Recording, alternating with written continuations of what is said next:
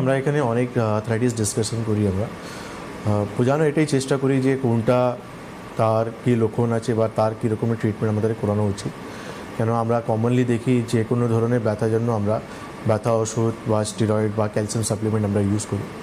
সেটা কিন্তু একটা টেম্পোরারি জন্য আপনি ম্যানেজমেন্ট করতে পারেন, কিন্তু পুরোপুরি সুস্থ হওয়ার জন্য আপনাকে রোগ নিয়ে সবসময় চিন্তা করতে হবে যে আপনার কোমরে যে সমস্যাটা হয়েছে সে কী ধরনের সমস্যা হয়েছে, বা ঘাড়ে যেটা হচ্ছে কী ধরনের হচ্ছে, হাঁটু যেটা হচ্ছে কী ধরনের হচ্ছে, বা গোটা শরীরে যে ব্যথা যন্ত্রণা হচ্ছে সেটা কী ধরনের ব্যথা হচ্ছে।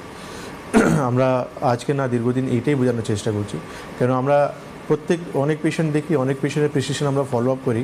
সেখানে আমরা একটাই জিনিস দেখি যে কোনো ধরনের পেশেন্টের জন্য সেই একটাই ব্যথা ওষুধ বা সেই একটাই ক্যালসিয়াম সাপ্লিমেন্ট পেশেন্টের কিন্তু দীর্ঘদিন চলেই যাচ্ছে। পেশেন্ট বললো আমার একটা সময় এরকম কন্ডিশন ছিল ডক্টরবাবু, আমি ভালোই ছিলাম, সমস্যা কিছুটা ছিল, কিন্তু আজকে এমন হয়ে গেছে আমি পুরো পঙ্গু হয়ে গেছি, আমি একটু হাঁটতে পারছি না, হাঁটার জন্য আমাকে লাঠি বা স্ট্রেচার বা লোককে ধরে ধরে বা দেওয়াল ধরে ধরে আমাকে হাঁটতে হয়। এই জন্য প্রত্যেকদিন আমরা কিছু টপিক নিয়ে আপনাদেরকে বোঝানোর চেষ্টা করি যে কোন ধরনের রোগ হয়েছে, তার কী ধরনের ট্রিটমেন্ট করানো উচিত আমাদের। সেই রকম আজকে আমরা টপিক নিয়েছি অ্যাঙ্কোলাইজিং স্পন্ডিলাইটিস। এটা একটা ক্রনিক ইনফ্লামেটরি আর্থ্রাইটিস, বেসিক্যালি যেটা আমাদের স্যাক্রোইলিক জয়েন্ট থেকে এই সমস্যাটা স্টার্ট হয়।